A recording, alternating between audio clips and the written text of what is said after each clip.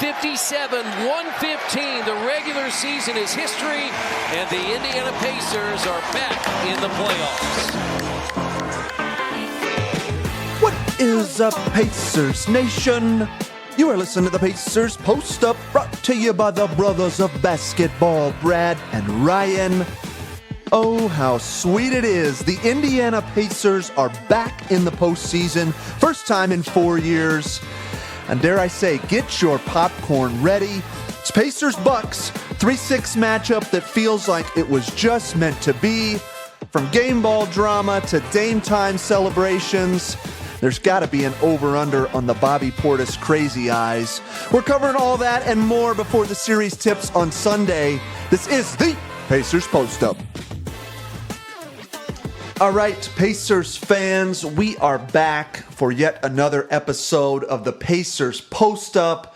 It is a playoff edition, Ryan, of the Post-Up. The first time that the Pacers have returned to the playoffs since 2019-2020 in the bubble. So we've got a lot to talk about here. As we said on the last episode, we're going to spend some time over the next, week, couple weeks, however long this playoff run lasts, trying to interject some more episodes here. Maybe it's every game or 2 games or something like that. But we've had some time to digest a little bit. We haven't been on since, a couple of must-win scenarios. The Cleveland game at Cleveland was a game that was a tough game. We're not going to spend time diving into those. As we've heard Tyrese and everybody say, the first 82 games don't matter anymore, and they really don't. But we struggled in Cleveland. It was a game we never really thought was going to go our way. We had some chances late, and we just didn't make enough plays. And I was really impressed to see what we did with Atlanta.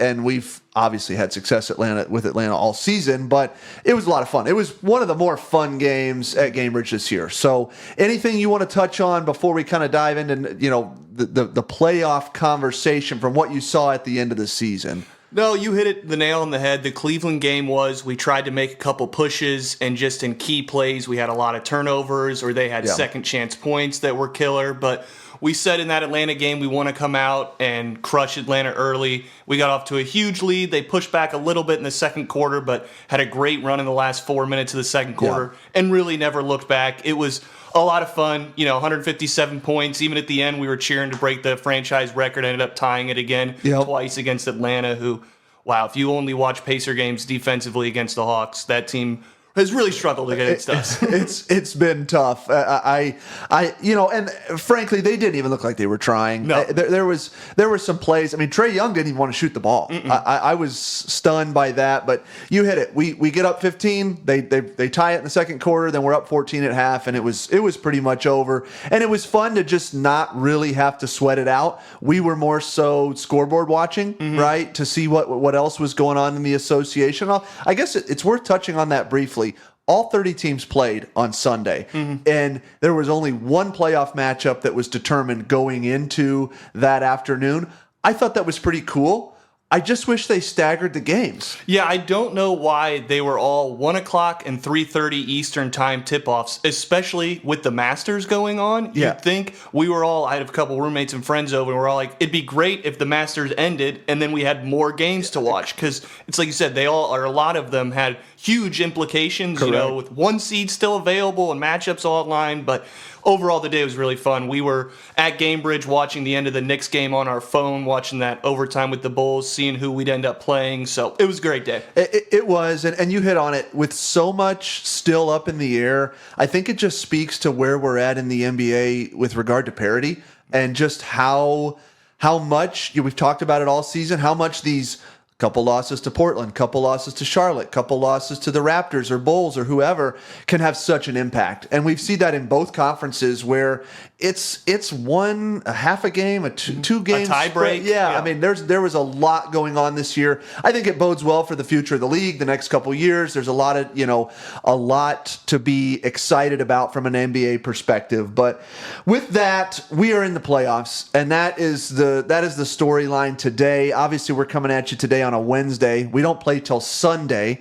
They did come out with the schedule, so we've got a 7 o'clock tip on Sunday. I thought we might get lucky with a matinee, but it is what it is. We turn around and play game 2 on Tuesday, which is an 8:30 game, and I thought it was interesting. There are second games that have a break from Sunday to Wednesday.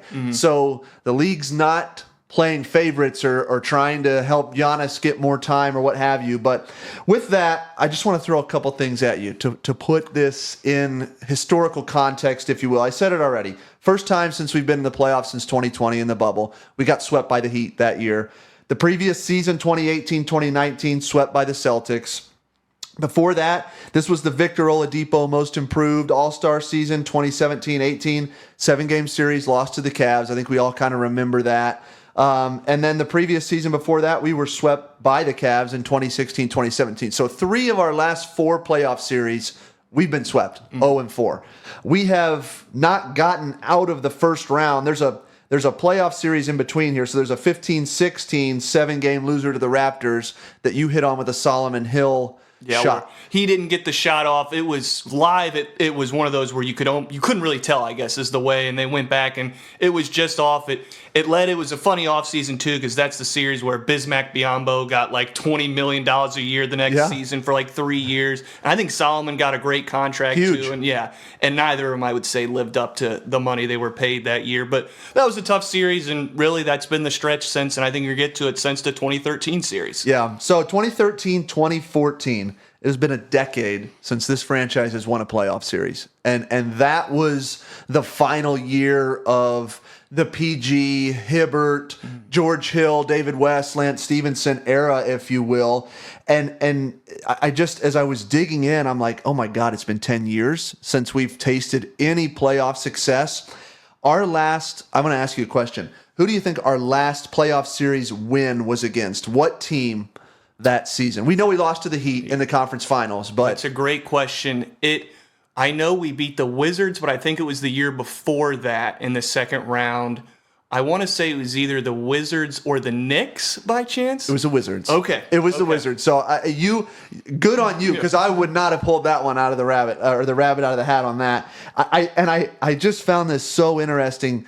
Pacers fans, Al Harrington was on that team and played in the playoffs. The Wizards team. Oh, wow. So we have not won a playoff series since Al Harrington. It was his last season in the league, and he was on that Wizards team that we beat. That was John Wall, Bradley Beal, Marcin Gortat, if you remember that name. There were some others. Kevin Serafin was on that team.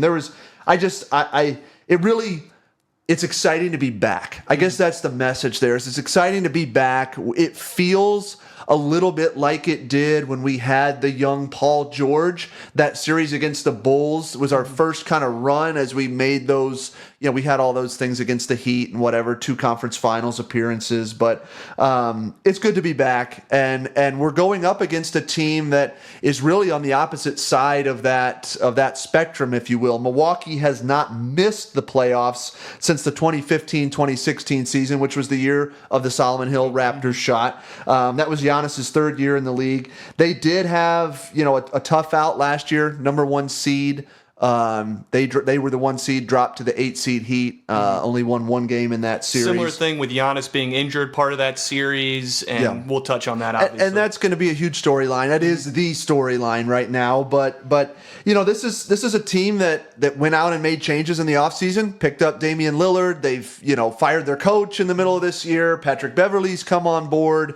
There's just a lot going on with Milwaukee. So that kind of gives you an idea of where these franchises are at. 2 very different places, I think. But it makes for a really juicy matchup, and there's a lot of history going in just from this past season. I know everybody wants to say the teams are different and what have you, but these guys remember those games. So, Ryan, what are you looking for? What are you looking at? What are you most excited about? Where are you at as we jump into Pacers Bucks here over the next 2 weeks or so? I think I'm definitely most excited for just the anticipation of the energy in this series. Yeah. And although they've made coaching changes, like you said, they've made trades, they're playing a little bit of a different style, especially defensively now, the Bucks have been since the Doc Rivers takeover.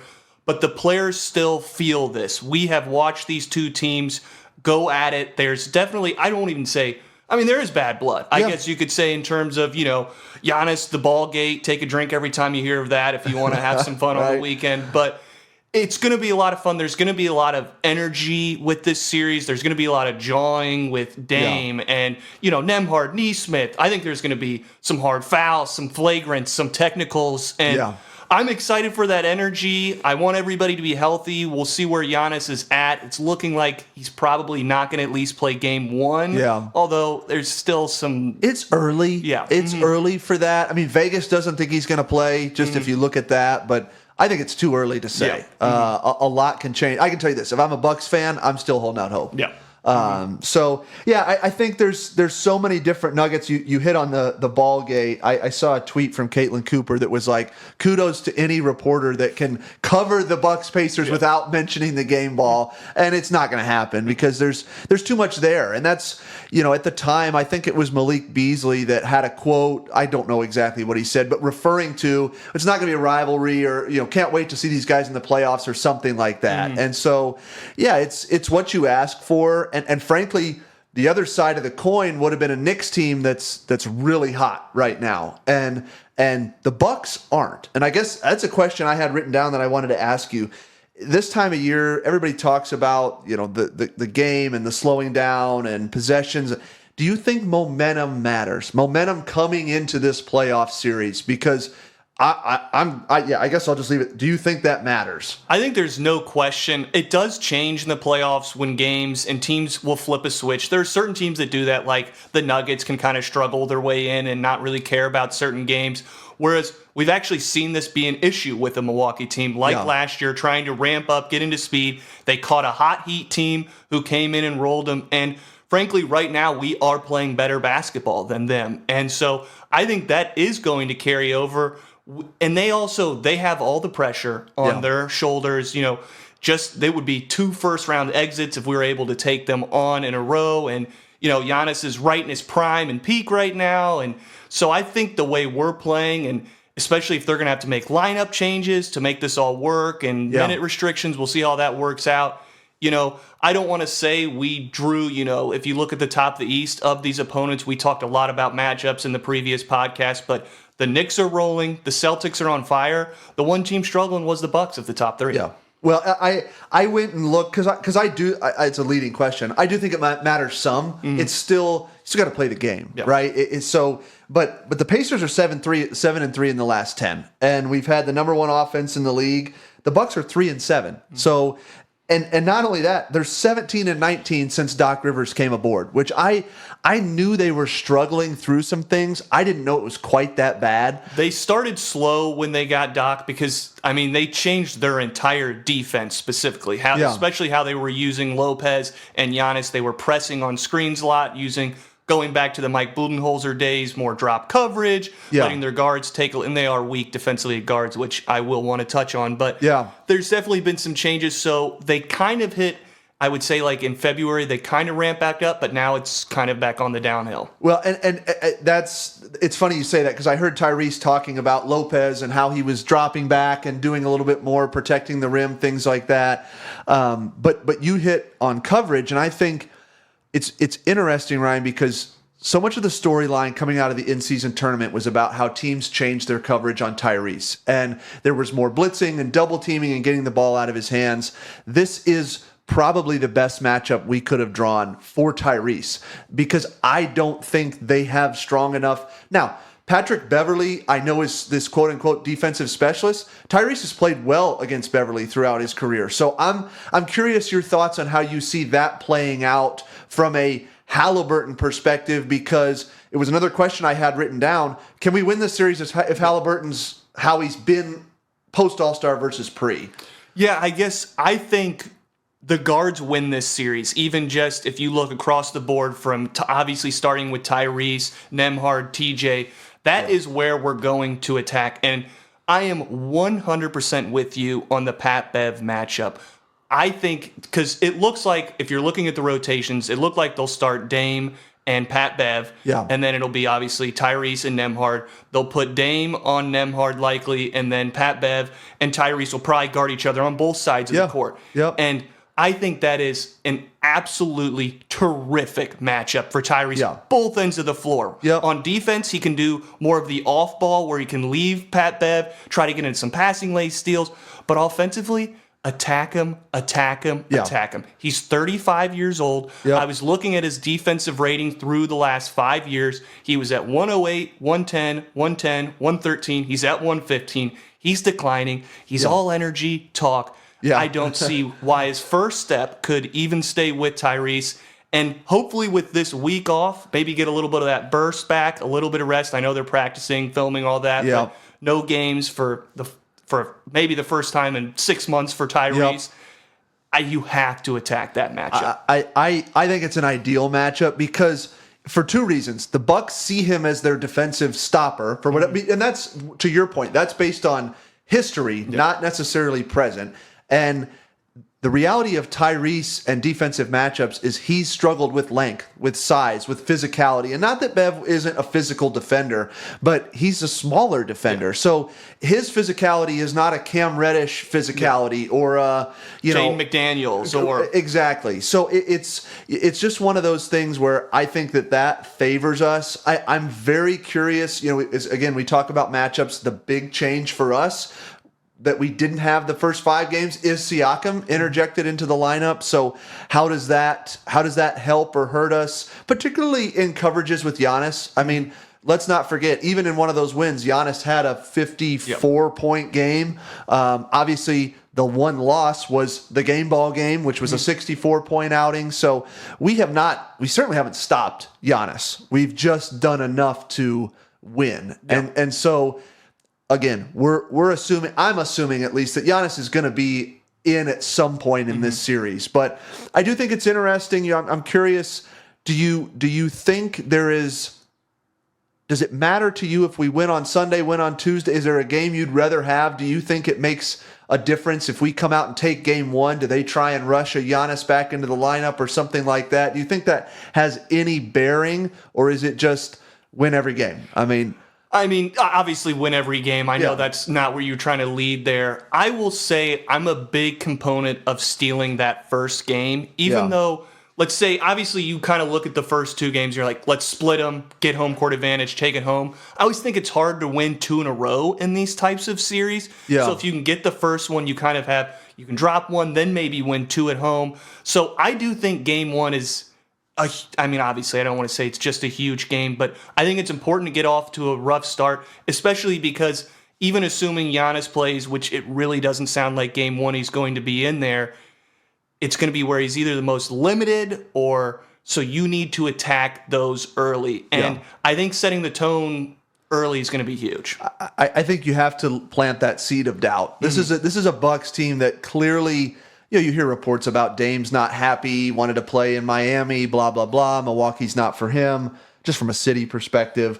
I think you have to plant the seed of doubt in their mind early and often. And to your point, I think it starts with Halliburton attacking and us dictating tempo. They're going to throw some zone in there, try to slow down the game. We know that going in. So I'm sure this week is about preparing for some of that. Miles hit on it in the post-game presser after the Atlanta game, which I thought it's an interesting point. He's like, everybody knows everybody's plays at this point in the season. And the benefit of the Pacers is they don't run a lot of plays and sets. It is random, and they do different things, and it all starts with Tyrese. So we have to hope that he's trending in the right direction. I pulled his stats for the last 10 games: 19 points, 9 assists, 4 rebounds. He's shooting 38% from 3. Yep. So it's not November, December Tyrese, but it's pretty damn good. And so I just think that's going to be that's the tip of the iceberg, I guess, in terms of storyline for me. Is it starts with the stars. And just real briefly, because I think it's worth mentioning, Tyrese Halliburton, Team USA. Yep. I thought that was really cool, and I think it's a perfect fit. Did they announce the 12th guy? Kawhi. It is Kawhi. Mm-hmm. That's kind of rough for PG. I was actually hoping PG might make it, but it is what it is. So Anyways, I think we want to talk a little bit about rotations and kind of what we see. Where do you see this series going? The chess match, if you will. We've really been leaning into our bench all season. And, frankly, we've still been playing 10 guys for the most part, even with, shortening the bench, getting rid of Bruce and Buddy, and then Matherin's out. So how do you see this playing out? I mean, are we going to see, significant minutes for a guy like Doug McDermott, Ben Shepherd, or is Rick going to tighten this thing up in your mind? I think with every playoffs, it's going to be tightened up. I expect us to go probably 9 deep. I think Doug's minutes will be cut entirely. That's what I will hope for. I do also expect to see that, especially in a series where I think we'll have our way offensively. And we'll need more wing help defensively, especially with Giannis, Middleton, and even Bobby Portis, who's been playing really hot of late. So I definitely see us going 9 we know the starters obviously are locked with TJ, Shepherd, Obi, and then probably Jalen. And I do see, with the rookies, Shepherd's minutes might be cut depending on how he's playing, all. But if we need defense, he's another wing to throw out there, can guard multiple positions. So we'll have to see. I think that'll line up pretty easy. The Bucks rotation actually is going to be where it kind of gets a little different because as of right now, of late, their starting lineup has been, and this is without Giannis, it's been Lillard, Pat Bev, Middleton, Portis, and Lopez. And then off the bench, I expect them to just go 8 deep, at least without Giannis. Then maybe they'll go 9. Crowder, Beasley, and Connaughton. Now, that's no backup center, really. That means you're running probably Portis at backup center, flipping him and Lopez once the game kind of gets rolling. So maybe an avenue for Jalen to come in and be a little physical, or flip side, Obi at the 5. That's how you could cut it maybe down to 8 with just TJ Shepherd. Obi coming off the bench. I don't know which way. You kind of have to see how those play out, and Rick's great at tweaking lineups and keeping things moving, riding the hot hand. But where do you see this going in terms of matchups? Who are you looking at? We know it starts with Tyrese, ends with Tyrese. The series, with Giannis is the best player in the East, I still think. Tyrese, if we're going to win this series, has to be the second best player. Dame cannot outplay him. If they have the 2 best players in the series, no matter what we're doing, we're most likely going to lose. And there's some juicy storylines there from the Dame time celebration in the in-season tournament to the All-Star game MVP, blitz by Lillard, if you will. So there's a lot there. I agree with everything you said. I think there are some secondary things to keep an eye on matchup-wise. There's been, Turner and Lopez have gone back and forth in terms of kind of having each other's numbers.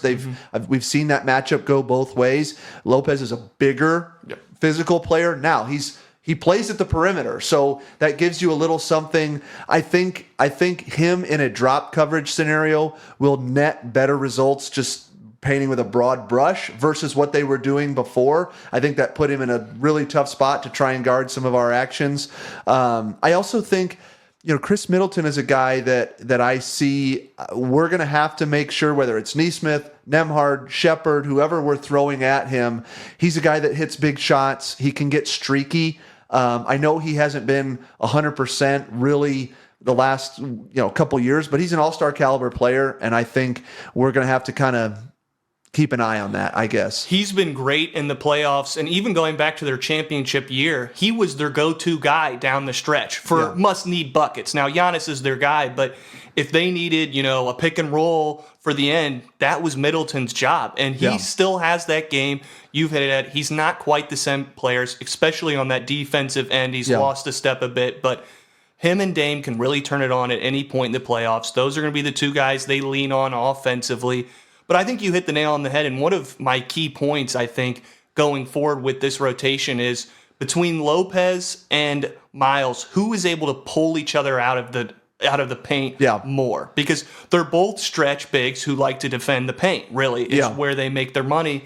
And the way Miles has been playing and shooting specifically since the All-Star break and the last month, he's up over 40% the last month, it would be great to pull out Lopez, because one, that opens up all the lanes for Tyrese and Nembhard and Nesmith to attack hard, and then when he falls in, that's when you can start spraying out to our shooters. Yeah. I love that you hit on Miles. Miles had probably his best game of the season, the last game of the year. Yeah. Offensively, yes. Offensively, yeah. I mean, and it was a blowout game, so there weren't, but he had 31 points in 21 minutes, super efficient, looked confident, came out and set the tone. I know we were sitting next to our grandfather during that game, who's been a Miles hater for the last decade. And it was, every time he made a bucket and got a rebound, I just leaned over because I'm like, come on, let's give this guy some credit. I mean, he's really elevated his game. And, I think you hit the nail on the head. It's not only the driving lanes for a Nembhard, Neesmith, Halliburton, what have you.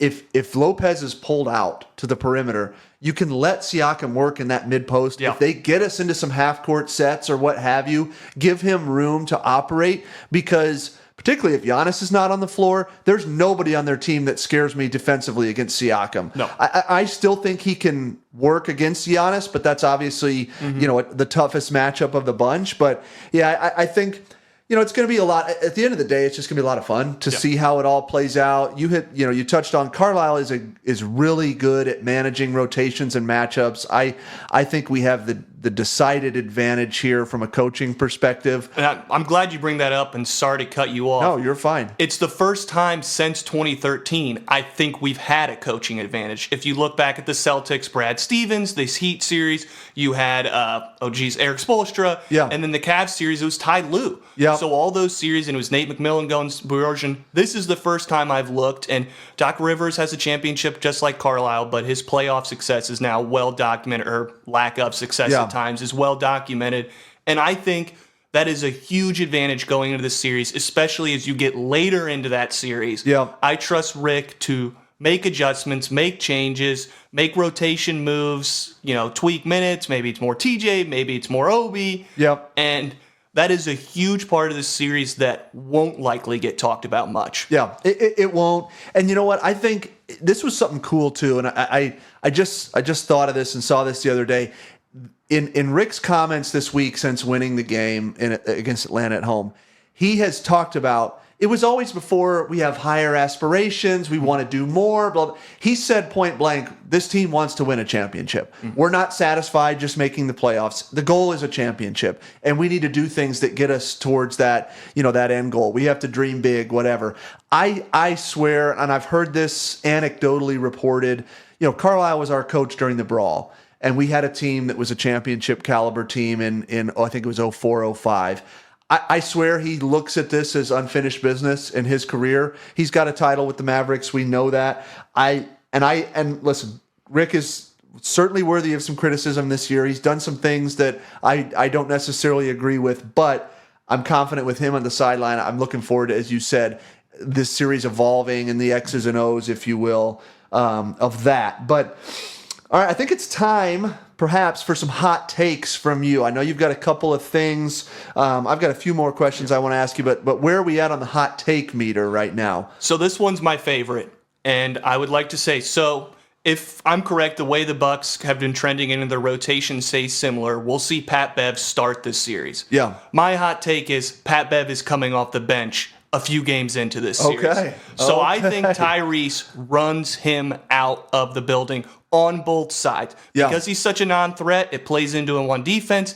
And you'll see on the defensive end, they'll try to get switches like most teams do, where Tyrese we saw this in the Heat game where they're trying to get him on Jimmy. But the way he can play it, he can hedge it so hard, they can be late to recover back to Pat Bev. Yeah. So you can wait for a Neesmith, a Nembhard to fight through that screen, and then Tyrese will just go back, which will be helpful in us. And so I do think Pat Bev starts this series, but ultimately is run off the court. Okay.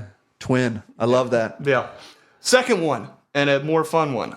This will be fun to just kind of track in my head. I'm predicting 7 technicals, 3 flagrants, and 1 bench clearing, not brawl, but kerfluffle, we'll say, as Rick would say it. So 7 techs, 3 flagrants, and a kerfluffle will happen. I think there's a lot of, and especially I think on the Bucks side, since we've beaten them, there's a lot of, and there's some hotheads over there. You got Crazy Eyes, Bobby Portis. Oh, yeah. Jay Crowder's a hothead. Dame likes to jaw a game, and I've talked about it a lot. Our team is constantly jawing, even if it's friendlier from TJ, who's beloved, or more of the in-your-face Neesmith style. Yeah.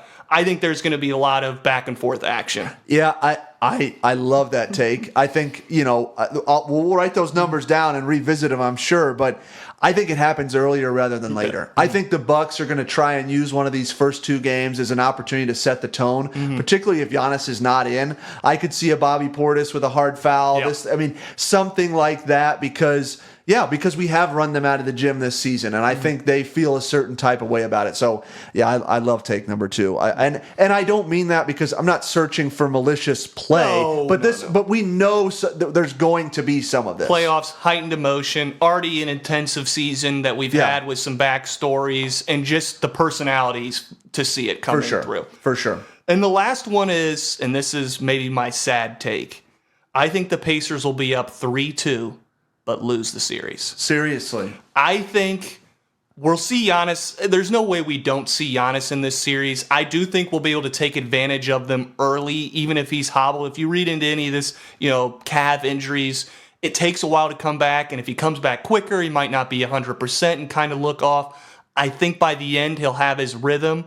And I do think there's a chance that we're up 3-2, and it's kind of like those Heat series with D-Wade and LeBron. Yeah. And they just absolutely take over, where he puts up 80 points in 2 games and is just too much. Yeah. It's funny because one of my questions I was going to, what's your prediction, right? And I had written down, and obviously I'm a Pacers fan. I'm biased. You can call it that. I mean, we're running the freaking podcast here, but I had Pacers in 6. I think we get the 3-2. I look at it like this, Ryan. I went into the Atlanta game last Sunday nervous and worried because, oh my God, it's Trae Young or anything can happen. What they have get hot you? From deep. It's one game. Yeah, But we talk about it all year. I think it comes down to matchups, and we've proven we are a bad matchup for Atlanta. We just have their number, and I think that's the case here with the Bucks. And we have from the standpoint of I think that we have done enough and already cast enough doubt in their players' minds that if we can go in and get a 3-2, I think we're able to close that door. I love where our mentality is at, I guess, as a team. I think the addition of Siakam helps us in that regard. I'm not sure I would be as bullish without him. If it was Bruce Brown and Buddy instead of Siakam, I'm not sure I'm there. But I think with all the question marks surrounding this team, the coaching changes, the disgruntled Damian Lillard, the fact that they're going to have a short bench for the most part, and we can go deep and throw different guys, I just like the matchup. I really do. I can tell you what, if it was the Knicks, I would not be saying that. I think the Knicks series would have been a lot tougher, and they may have the worst draw of anybody, frankly. Depending on how tonight goes. But really, either way, Heat or Sixers are a brutal first-round matchup for a 2 seed. Yeah, there's no doubt. So I had Pacers in 6, but that's being too rose-colored glasses. But well, I guess I don't want to be unoptimistic. That's just more of my gut feeling. But the point we haven't even probably hit on is the changes they've made and I made. With Siakam, we even match up better now. Yeah. And that's another guy to throw on Giannis, who's quite frankly got the length and the speed finally to hang with him, something we don't have a combo. You could throw Neesmith, but he doesn't have the length. Turner doesn't have the speed. So it's a better combo, although when he's healthy, I expect us to throw everybody on him that we can. Neesmith will see time. Turner will see time. Siakam will see time. Obi will see time. This is even where you miss a Ben Mathurin off the bench who could played actually some of his best defensive games against Giannis, had a late stop and one of the key wins against him. So there's reason to be optimistic.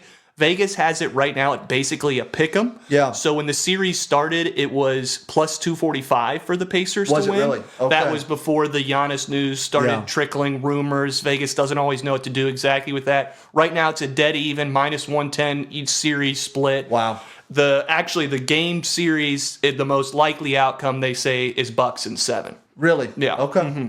Interesting. Well, it's going to be fascinating to watch it play out. I think one other note that I just had that'll be interesting to pay attention to, and another reason why I'm somewhat bullish here, I think pace is going to matter. I think if we can dictate the pace, I remember Aaron Nesmith talking after the in-season tournament game. This was just a presser that he did when we were out in Vegas, and he talked about how at the end of that Bucks game, he knew he had wore Giannis down. Giannis was standing in the corner. He was gassed. And if they are going to run an 8-man rotation, I looked at their, like I said, in the last 10 games, they're 3-7. Their offensive rate, I mean, they're averaging like 107 a game. They're playing at a much slower pace. I just think it favors us if we can dictate that a little bit. Yeah. We've had the number one offense in the league over the last 10 by 5 points, actually. I was impressed with that. And now, we have a 157-point game in there, so that's going to skew it a little bit, obviously. But they always say in the playoffs, too, the game slows down. So I'm with you. If we can pick up the pace, force turnovers on the defensive end with TJ, Nembhard, Ty getting into passing lanes, get into transition.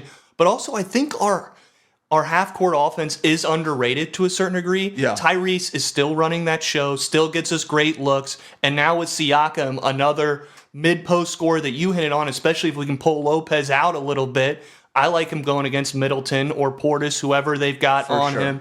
And so I think there's a lot we can do offensively, and I do think that's where if we can have a couple games where we're up north of 130 points, I don't see the Bucks hanging around that number. Well, it's interesting you say that. We averaged 129 points in our 5 games, and that was a 4-1 record. So that is the number. I think if we can dictate that and have some of those type of games, then I do think this series ends up going our way. But I'm not saying any of this pretending to sleep on the Bucks. They're a championship caliber team. Obviously, they won one a couple years ago. Giannis is an MVP in the league. I know he's not healthy. Damian's obviously carried teams to conference finals, what have you. You can't sleep on this team, but I do think we've got an opportunity to do something pretty cool. And then we'll see where things go. I mean, frankly, if it is a Heat or a Sixers matchup against the Knicks, all you're hoping for there, and I don't want to get too far ahead, is long series, tough series, grind it out, which it probably would be. So you want to hit on a couple of lines before? Yeah, so I didn't have too much. I just told you right now, if you're looking to bet on the series, it's pretty much a pick 'em. So take who you like. I hope you're betting Pacers, even though I gave you my take. But I have one of my favorite bets of the year for the Pacers in Game 1, actually. Yeah. So the team total, Pacers points team total right now is at 116.5. And I love the over. Yeah. Love it. You just said it. We average 129 against them. We're getting a week off, fresh legs. I know the pace slows a little bit. That's the argument on that flip side. But I think we're going to come out running. It's Tyrese's first playoff game. Yeah. I expect him to be aggressive, not only distributing, but shooting, attacking the rim, his step backs. I think we hit that easily. In fact, one of my favorite lines is 126.5 points over is plus 330. Wow. So that one, if you wanted to get a little bit more value, you get 127 points, which is not even close to out of our realm. You can get a lot of value there. Yeah. I mean, we're averaging about 125 over the last 10. Mm-hmm. So and it's funny you say that because Rick Carlisle was asked this week is everybody says the game slows down. And Rick was kind of like, I understand why people say that, but we're going to still play our basketball. He's like, you watch us all season. We've tried to pick up the pace. Do you think TJ's going to come in off the bench and start slowing it down, running? He's going to fly. That's how he plays. It's going to be more physical. There may be some more whistles. Particularly, that's something to keep an eye on too. That I didn't write down, but the NBA understands the juice that's behind these last 5 games in these two teams. I hope we don't see quick whistle, foul trouble early for some key guys on both sides. Yeah. Because that can cut both ways. I just think it's something to keep an eye on as this series develops. All right, what else, Ryan? We're kind of coming up on time here. Anything else before we kick off Pacers Bucks? I think we've hit it all. I mean, not hit it all. There's so much you could get into with the rotations, matchups, and all that. And I'm excited for Game 1. I think it's going to be awesome. These two teams, it's going to be a hell of a series. I'd be shocked if it's a quick for either side, win or lose. So I'm pumped. Yeah, it's going to be a lot of fun. Like I said, we're going to be coming at you with a little bit more frequency here during the playoffs. It's exciting to be back. Indy, you've got an awesome time to jump on basketball fandom. Final plug here. Congrats to Caitlin Clark, number 1 overall draft pick this week. I'll be the first one to raise my hand. First time I ever watched a WNBA draft, but that was awesome. It seems like it's going to be there's a lot of things to be excited about in basketball in the state of Indiana, which is a lot of fun. So hopefully Pacers get a first game victory in Milwaukee on Sunday, and we'll be sure to talk at you soon after that.